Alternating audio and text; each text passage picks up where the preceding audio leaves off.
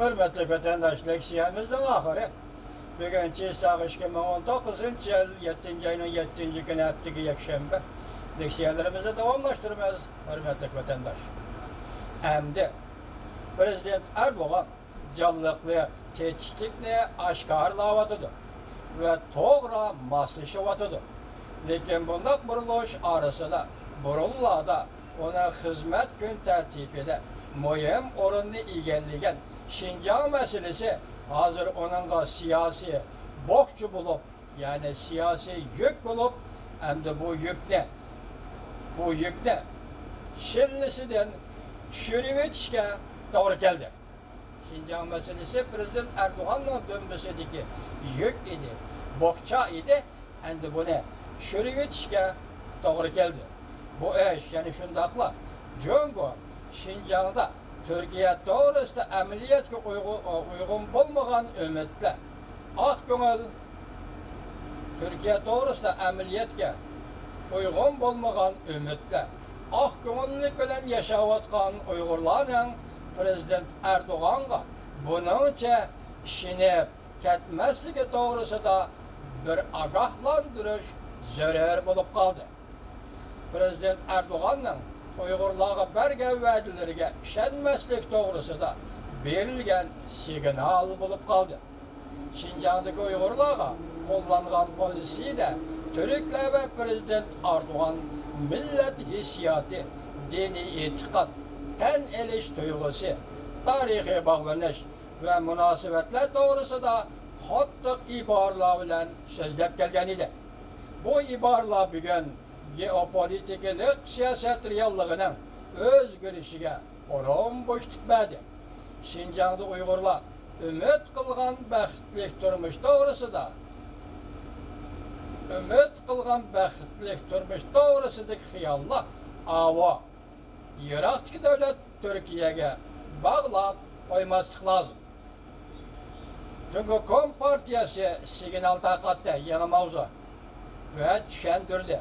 Şinjan'da zo'ravonlar qarshi vaziyeti muqimlashdi.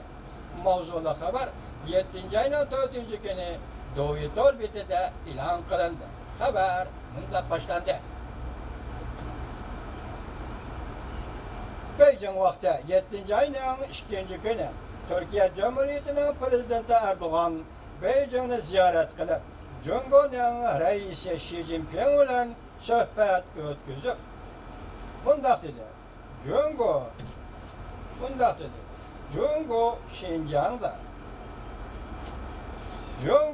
Şinjan'da her millet halkı Jungo'nun terakkiyatı ve gülünüşüde baxtli turmuş götürüyotganlığı bu paket. Türkiye taraf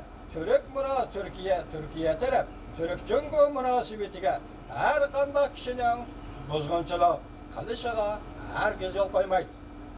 Prezident Erdoğan'ın bunday ifade bildirişi, Jungo'nun Şinjan'da hükümranlık kılışı da belgileyerek ahmiyetli ega. Türkiye, Jungo'nun Şinjan rayonida yaşayotgan az sonliq millet Uygurlar bilan dindoshlik, tildoshlik jihatda bir-biriga yaqin. Devlet alqıgan tan elish tuyg'usi ve tavallik tuyg'usi mavjud. Türkiye uzundan beri Jungo'nun Şinjan'ı başvuruş siyasetiga fikir koyup geldi. 2019 yıl 2. ayda muşu mesele bo'yicha kechiringlar. Jungo'ni söz ibaraları keskin diplomatik ayıplash bilan ayıpladı. Bugün Türkiye'nin pozitsiyasi o'zgardi. Bu özgürlükten özgürlükten Şinjan vaziyeti bilen zor derecede sebep neticelik münasebeti var. 6. ayın 25. günü Şinjan Partikon qo'shimcha Şinjan Uyghur Abdumraylık hükümetinin ma'mur reisi Erkin Toniyaz Birleşken Devletler Teşkilatı'nın kişilik hukuk komitesida paydo bo'lib, Şinjan'ın vaziyetini tonuşturup bundak dedi.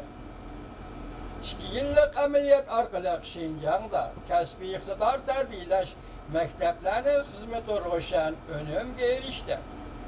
Şinjan'da yaqinqi 3 yil mobaynida her qandaq zo'ravonlik harakatlar yuz bermadi. Bu yana kishilik huquq komitetining raisi, kishilik huquq valisi, kishilik huquq komitetiga a'zo davlatlar va kuzat kuchi vakillariga Şinjan'ı tekshirib kelish to'g'risida taklif berdi. Mush oyning 5'ida Birleşken Devletler Teşkilatı zo'ravonlar qarshi ishxonasining muavin kotibi Warren Cook Jungoni ziyorat qildi. Bundan ko'p burun Jungo yana nurg'un davlat elchilarining Şinjan'ni ziyorat qilishiga yo'l qo'ydi. Şu vaqtda G'arb matbuotlari adab Jungoni tanqid qilayotgan qoidasiz vaziyat ostida Şinjan doiralarining bundaq echivetish pozitsiyasini qo'llanganligining kaynida Şinjanni boshqarish siyosatining ishonchlik unumini oshkorlab bergan.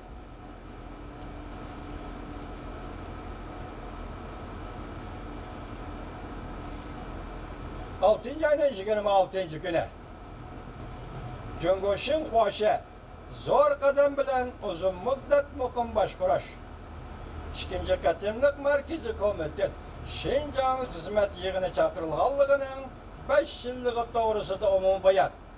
Ki unutib qolmayman, shuni diqqat qilinglar. 6. ayning 6. kuni Rais Xi Jinping Beijingdan qo'zg'alib Yaponiyaga kelib bo'ldimi qanday? 27. günü sohbet etkiz Shinzo Abe bilan vazir Yaponiyaning.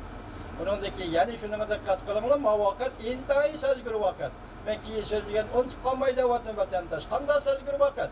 6. ayning 28-29 kunlardagi 20 davlat guruhining yig'ini Yaponiyada 29 kuni kelgan shanba kunda Prezident Trump bilan Rais Xi Jinping Tokioda uchrashdi. Suhbatlashdi. Bugun 26 3 kun burun Xinhuaxi nima xabar e'lon qildi, diqqat qiling vatandosh. 26 kuni Jungo Xinhuaxi zo'r qadam bilan uzun muddat muqim boshqarish. 2. qatimliq markaziy komitet Şinjan xizmat yig'ini chaqirilganligining 5 yilligi to'g'risida umumiy bayon. Diqqat vatandosh.